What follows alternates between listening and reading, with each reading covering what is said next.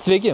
Ar žinojate, kad pirmasis Prancūzijos Luvro muziejuje eksponuotas automobilis buvo 1970 metų Range Roveris? Įdomiausia tai, kad jis buvo eksponuojamas ne kaip technikos vienetas, o kaip meno šedevras. O šiandien mes pasižiūrėsim, kur nukeliavo Range Rover dizainas per daugybę metų ir pasikalbėsim apie 2025 metų Range Rover Sport.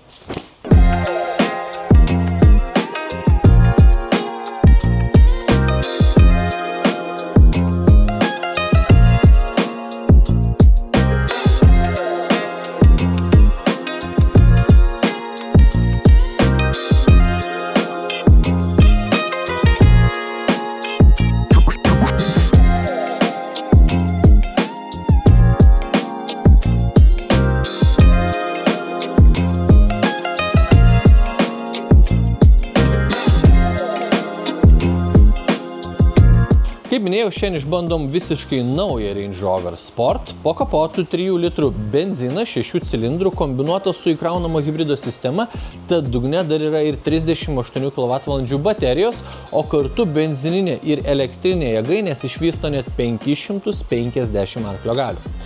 Pavarų dėžė automatinė visose versijose, varomi ratai visi, visose versijose. Land Rover Range Rover Sport. Taip taisyklingai vadinasi šis automobilis, kuris savo gyvenimą pradėjo dar 2005 metais, tada pasirodė pirmoji šio modelio karta. Ji buvo gaminama iki 2013 metų, tada pasirodė stipriai dizainą pakeitusi antroji karta, kuri buvo gaminama iki pat 2022, o 2022 metais pasaulį išvydo štai ši jau trečioji modelio karta. Range Rover Sportą galima rinkti su dviem skirtingais varikliais, tai 3 litrų 6 cilindrų ir 4,4 litro V8, kas skamba pakankamai įspūdingai. Mažesnis 3 litrų variklis kaip šįkart dar gali būti pagardintas ir plug-in įkraunamo hibrido sistema, o dauguma likusių versijų turės mild hybrid sistemą. Galia svyruoja nuo 249 iki net 635 arklio galių SV modelyje, o smagiausia, kad Land Roveris mums vis dar siūlo rinktis ir dizeliuką. Na, o kadangi čia yra įkraunamas hibridas, automobilis, kaip minėjau, turi 38 kWh bateriją, kuri įkraunamam hibridui yra pakankamai didelė ir bent jau teoriniais VLTP skaičiavimais modelis viena įkrova vien elektra mus galėtų nuvežti net iki 120 km. Na, taip sako VLTP. O priimais net 50 kW įkrova, kuri įkraunamam hibridui irgi yra visai neblogas rezultatas. Na, o dabar kaip visada atėjo ta vieta, kai privalau jums priminti, kad jeigu ieškot naujo arba naudoto Range Roverio arba bet kokio kito automobilio, užsukite į portalą autoplius.lt. Šis modelis pakankamai retas, bet net ir dabar turim naudotų paskutinės kartos Range Rover Sportų autoplius.lt portale.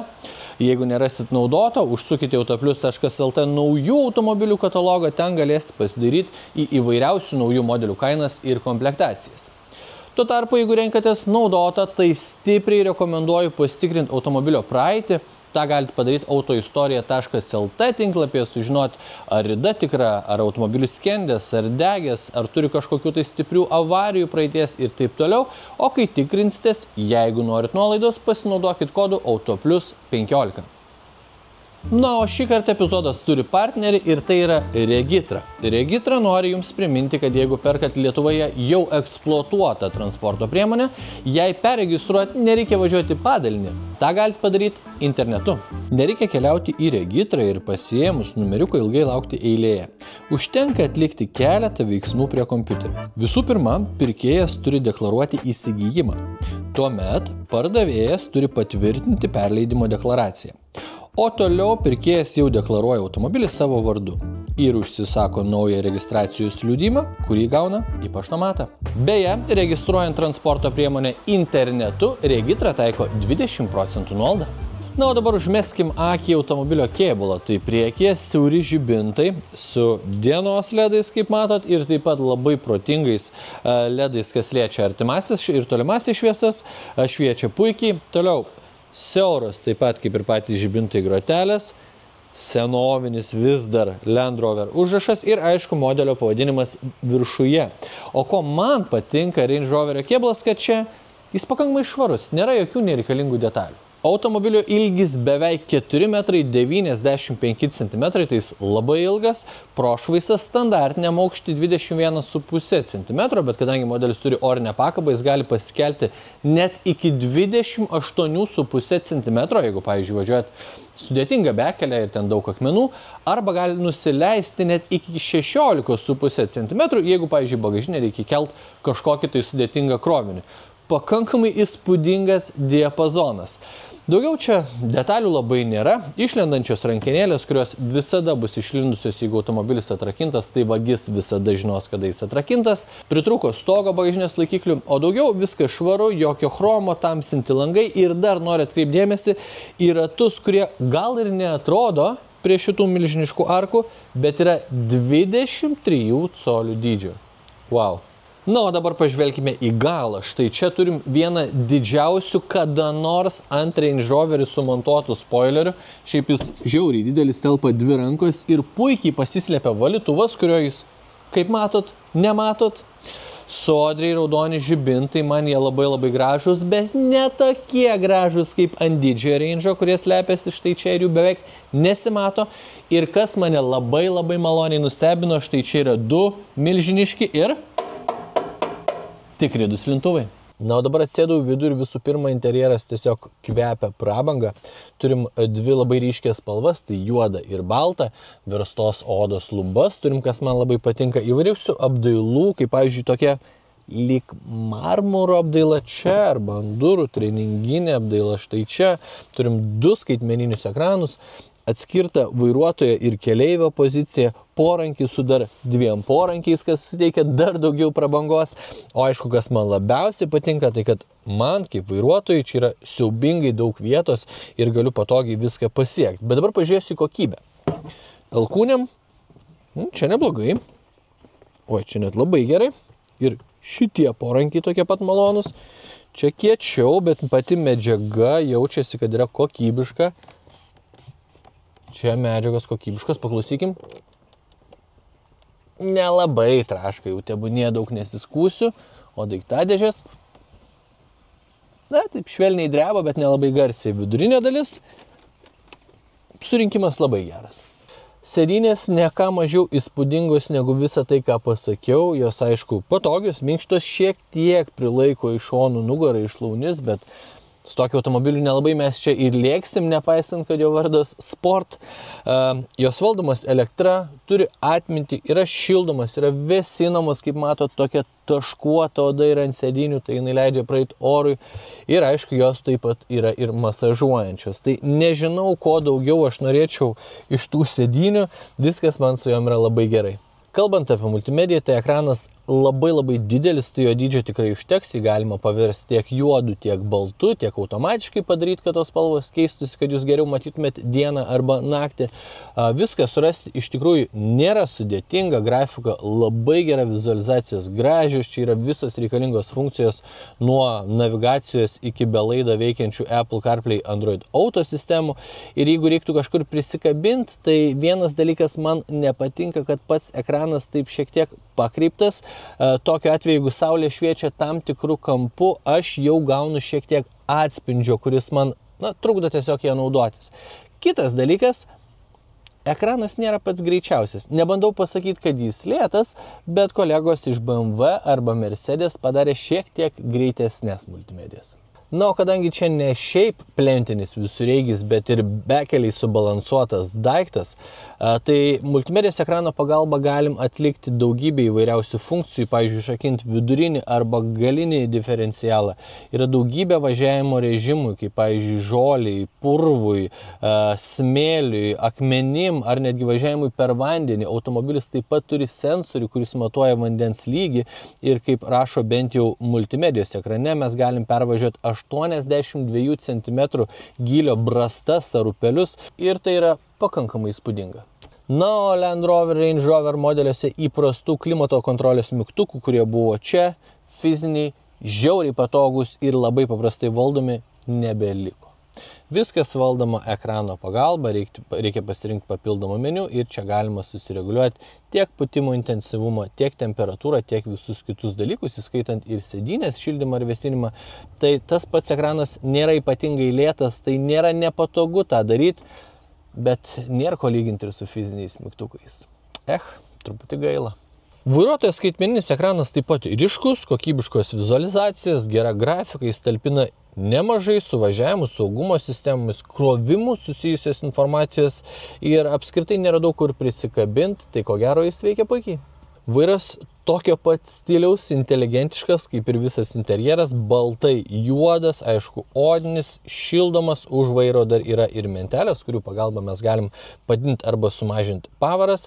Multifunkciniai mygtukai yra jautrus paspaudimui, o ne lietimui, tas yra gerai, bet bent jau piršto atmintis, ko gero, bus tik ant dviejų skirtingų mygtukų, nes visi kiti tai yra vienas didelis išlietas mygtukas, kurios skirtingas vietas reikia spausti.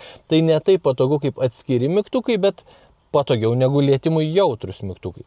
Ir aišku, vairas reguliuojasi ir aišku, tai vyksta elektros pagalba, nes reikia ir čia kažkokios tai prabangos. Na, o dabar dėtuvės. Tai duryse turim po labai solidžią dėtuvę. Čia autoplius milžinpodis puikiai telpa, tai vadinasi didelis storas vandens butelis taip pat tilps. Toliau, štai čia turim dėtuvėlę su bevėlio įkrovimo funkcija telefonui, plus ta dėtuvėlė dar ir aušinasi tam, kad telefonas siaubingai neįkaistų, nes, kaip mes žinom, jie šiek tiek kaista, kai kraunasi. Toliau štai čia atsidaro dangtelis ir telpa autoplius milžinpodis, bet čia taip pat yra tokios lyg pagalvėlės, kurios įtvirtintų ir mažesnį podelį, tai visai logiškas sprendimas. Tie podelių laikikliai dar atsidaro ir ten yra dar papildoma dėtuvėlė su USB-C jungtimi. Tada turim porankį, kuris yra pakankamai gilus ir gero dydžio. Čia taip pat galim įsijungti ir šaldymą ir naudoti kaip pavyzdžiui šaldytuvą.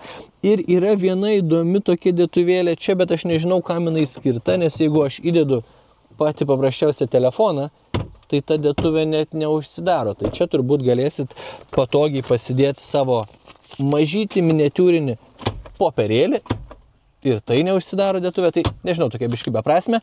Tada dar vieną dėtuvę turim štai čia, šitoj vietoje, kur kažką pasidėti galės ir pamiršti labai ilgam.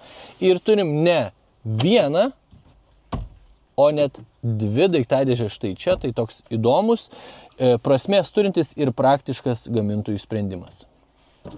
Nu, o dabar atsėdau galą ir pradėsiu nuo to, kad čia turim dar dvi klimato kontrolės zonas, dar dvi šildomos sėdynės, viskas valdoma čia, ratukus reikia patraukti arba įspausti, kad galėtumėte reguliuoti vieną arba kitą funkciją. Aš aišku, kadangi vasarą savo subinaitės nešildysiu, bet malonu turėti šitą funkciją žiemą, ypatingai vežiojant savo vaikus.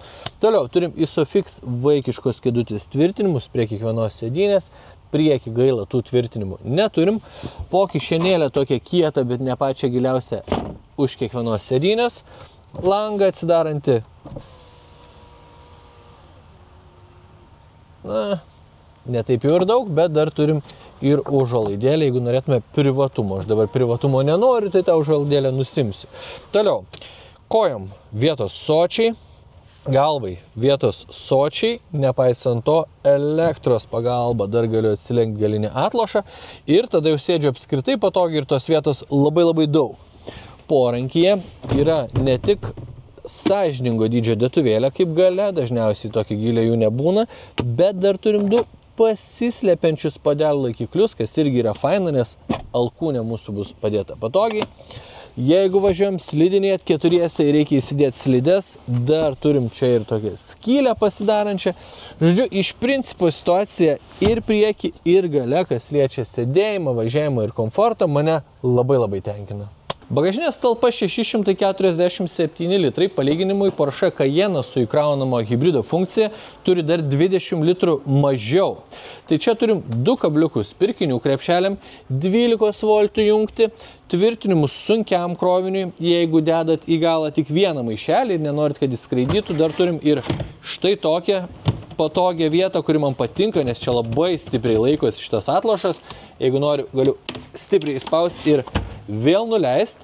Kitas dalykas, ką turim čia, tai yra kablys, kuris ne visada iš pirmo karto, bet dažniausiai per kažkiek laiko išlenda.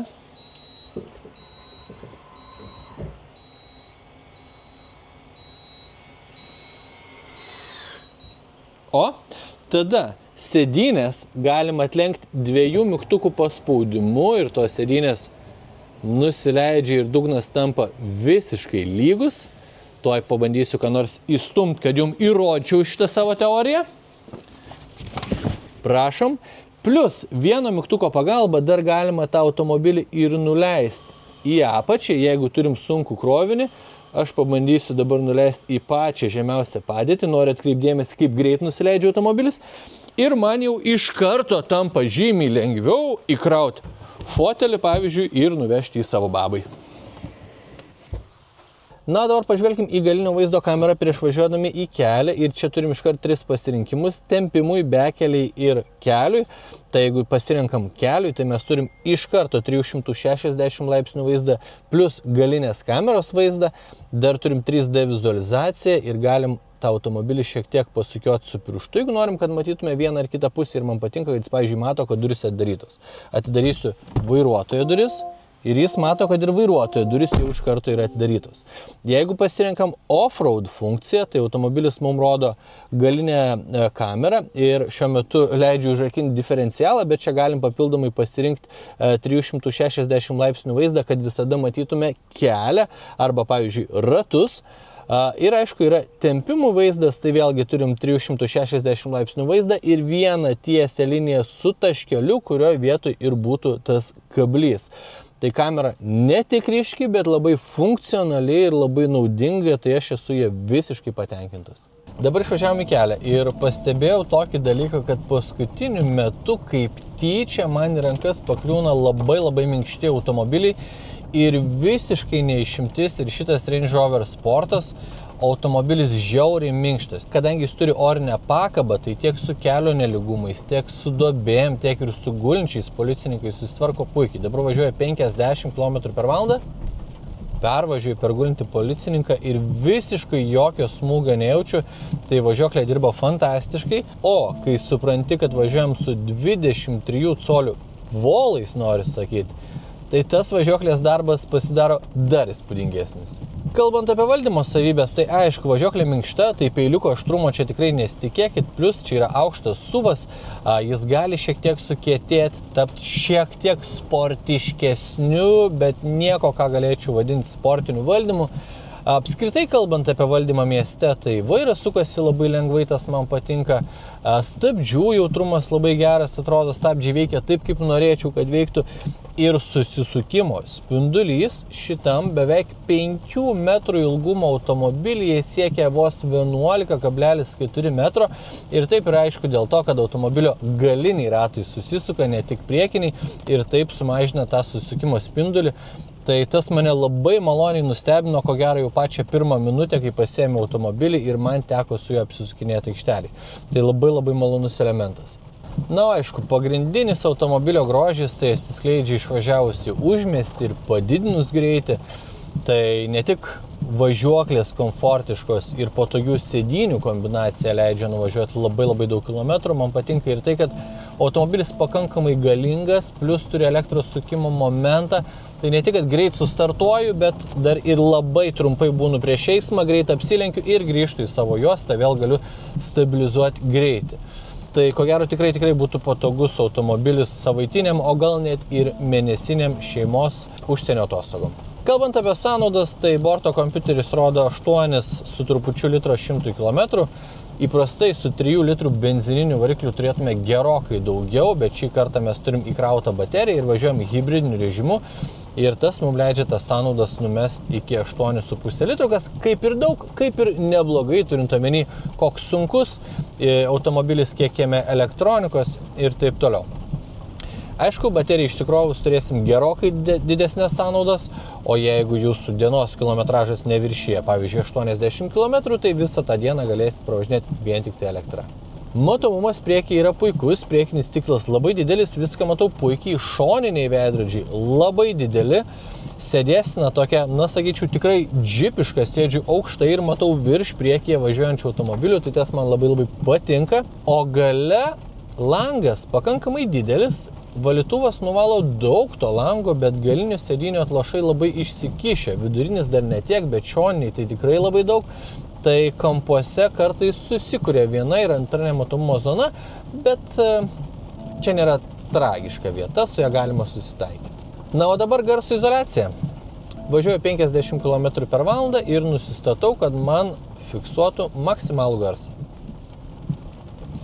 61 decibelą užfiksavau nejudindamas savo prietaiso, nes pajudinus vėlgi prisideda garso ir ko gero rodo per daug decibelų, nes šiuo metu visur taškosi lietus, tai tas nori ar nenori vis tiek prideda papildomo garso.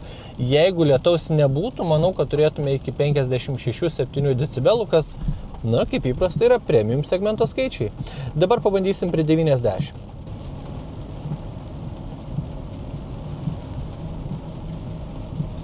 65 beveik decibelai prie 90 km/h, bet vėlgi ir valytuvai pastoviai valo, ir lietus daužosi į stogą ir į langus, tai ko gero tas skaičius būtų šiek tiek geresnis. Bet kokiu atveju garso izoliacija bent jau jausmiškai yra gera ir su operatorium susišnekam puikiai.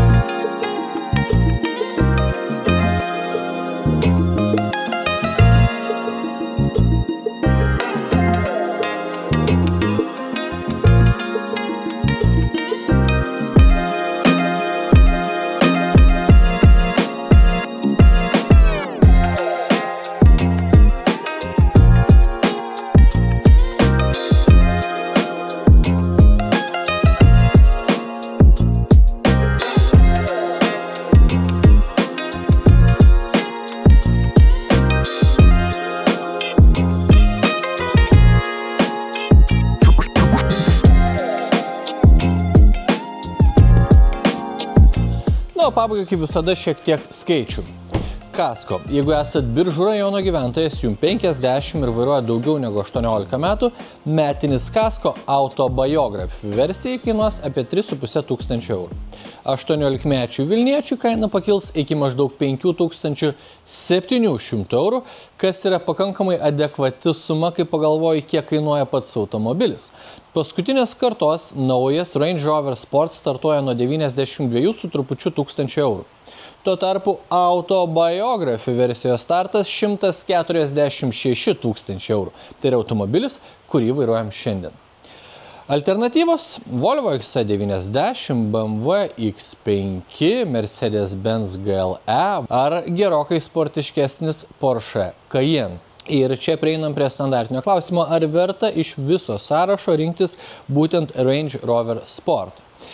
Aišku, automobilis turi savų sklandančių gandų apie patikimumą, kas yra kaip ir minusas. Turi labai daug gerų savybių, kaip vietos kiekis, komfortas ir taip toliau. Bet manau, kaip visada reiktų pagalvoti apie tai, ką prioritizuojat. Ar komfortą, ar kokybišką valdymą. Nes jeigu prioritizuojat kokybišką valdymą, tai nepaisant, kad šitas Range Roveris vadinasi Sport, konkurentai bus sportiškesni. Bent jau dalis jų tai tikrai. Tuo tarpu, jeigu prioritizuojat komfortą, Range Rover Sportas turėtų jums tikti. Ir net labai. Iš manęs šiandien, bičiuliai, tiek, kaip visada visiems sakau, ačiū, kad mus žiūrit, neužmirškit užmest laiką, pasubscribint, pakomentuokit, kokį automobilį norit pamatyti ateityje. Nu ir aišku, geros vasaros, iki.